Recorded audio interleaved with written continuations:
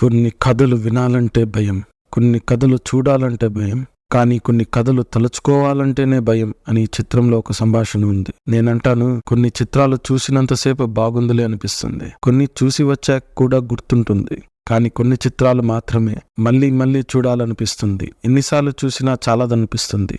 అది ఒక కొలమానం అవుతుంది. ఈ చిత్రం ఏ కోవలో చెందుతుందని తర్వాత మాట్లాడతాం.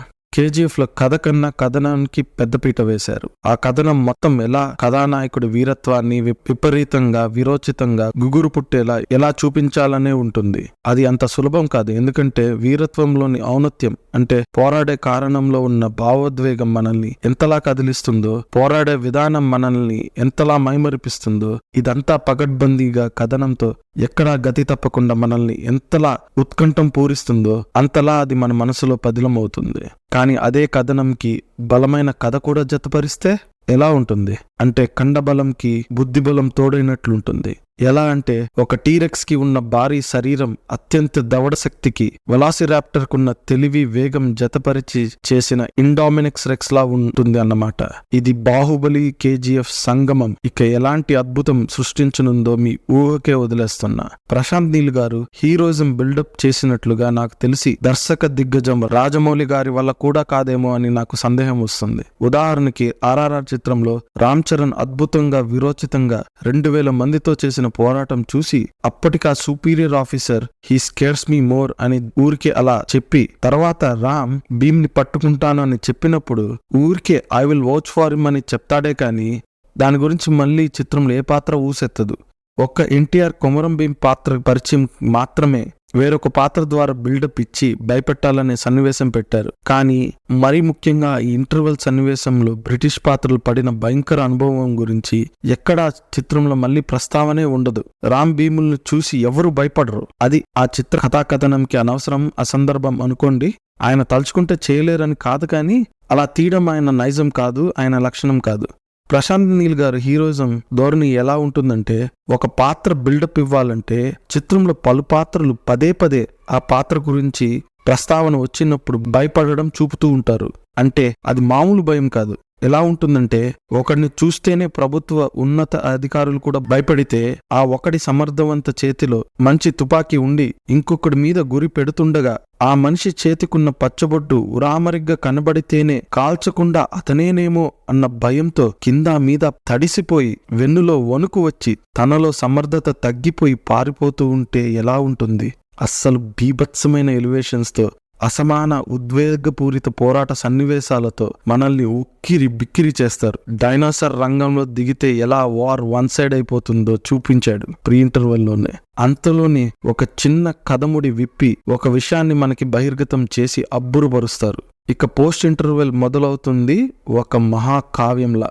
పృథ్వీరాజ్ గారు ఈ చిత్ర ప్రచారంలో గేమ్ ఆఫ్ థ్రోన్స్ లో ఉన్నంత రాజకీయ నాటకీయత ఇందులో కూడా ఉందంటే ప్రచారం కోసం ఏదో కొంచెం ఎక్కువ చేసి చెప్పడం సాధారణమే కదా అని సరిపెట్టుకున్నాను. కానీ నిజంగా చాలా జటిలంగా, విస్తృతంగా ఉన్న కాన్సార్ ప్రపంచంని చూపించారు. గేమ్ ఆఫ్ థ్రోన్స్ లో ఒక్క డొత్రాకి ఉంటే ఇక్కడ ఉన్న జాతులంతా డొత్రాకీలే.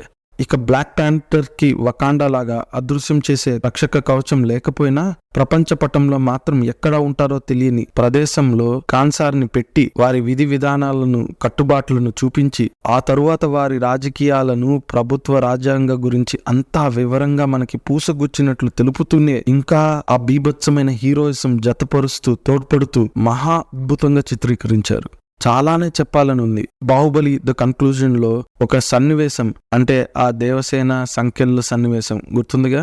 ఆ సన్నివేశం ఊపిరి బిగపట్టుకున్నంత ఉత్కంఠంకి లోనవుతాము. ఇక్కడ కూడా అలానే జరుగుతుంది. నివ్వరపోవడం మన వంతవుతుంది. క్లైమాక్స్ లో మరో అద్భుతమైన విషయాన్ని బహిర్గతం చేయడం, ఆయన వరదరాజమన్నారు ఏమి పేరు పెట్టాడు అని చెప్పడం అంతా విపరీతంగా మనల్ని రంజింపచేస్తుంది. ఇంత చెప్పిన తర్వాత ప్రశాంత్ నీల్ గురించి ఏమి చెప్పను. ఈ చిత్రం మొదటి ట్రైలర్, సూర్యుడు పాట రిలీజ్ ట్రైలర్, ఇలా అన్ని విశ్లేషణలో చెప్పిందే ఈయన రాజమౌళి అంతటోడబ్బా. నమ్మండి, శృతి హాసన్ తన వరకు పరిమితంగా బాగా చేసింది. క్లైమాక్స్ లో ఈ కథ విని ఎలా సందిగ్ధత పడుతుందో, ఎలా ఆసక్తి పడుతుందో, అలానే మనకి కూడా సలార్ తదుపరి భాగం కోసం అంతకన్నా ఎక్కువ ఆసక్తితో ఎదురు చూస్తాము. బాబీ సింహ గారు భారవగా ఈ చిత్రంలో పాత్ర చేశారు. అది చాలా కీలక పాత్ర. ఇంతకన్నా ఎక్కువ చెప్తే చిత్రం గురించి బహిర్గతం చేసినట్లుంటుంది. మీరు ఈ చిత్రం చూస్తున్నప్పుడు ఆ అనుభూతి చెందాలి కదా, అందుకనే చెప్పను. శ్రీయారెడ్డి గారి పాత్ర కూడా చాలా మంచి పాత్ర, కీలకమైన శక్తివంతమైన పాత్ర. జగపతి బాబు గారు, ఈశ్వరి గారు కూడా చాలా తీవ్రతతో ఉన్న పాత్రలను బాగా చేసి మెప్పించారు.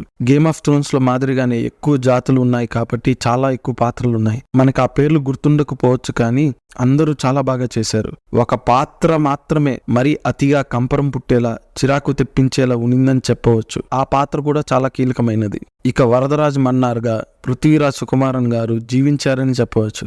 ఆయన చేయటంలో ఈ పాత్రకు ఒక వైభవం వచ్చింది. ప్రభాస్ గారి టవరింగ్ స్క్రీన్ ప్రెసెన్స్ ముందు తెర మీద చిన్నబోకుండా కనిపించాలంటేనే కష్టం. అలాంటిది కనిపించడమే కాదు, తనకు సమవుజ్జిలా చేసి కనిపించగలిగారు. ఇక ప్రభాస్ గారి గురించి చెప్పాలంటే, ఇలాంటి యాక్షన్ చిత్రాలు ఆయన గంభీరమైన ఆహార్యానికి సరితూగుతుంది. ముఖ్యంగా ఆయన చాలా బాగున్నారు ఈ చిత్రంలో. ఆయన చూపించిన విధానం అసాధారణం. ఆయన అలవోకగా ఈ పాత్రలో దూరిపోయారు. ఆయన పాత్ర చిత్రీకరణ డైనోసర్ వలె చేసినా ఆ మనిషిని చూస్తే నమ్మశక్యంగా ఉండాలి కదా. ప్రభాస్ ఈ పాత్రలు ముఖ్యంగా పోరాట సన్నివేశాలలో చేసిన విజృంభణ చూస్తే ఆయన డైనోసర్ వలె ఉండడం కాదు, డైనోసరే ఈయనలాగా ఇంత విరోచితంగా ఉంటుందా అని అనుకునేలా చేశాడు.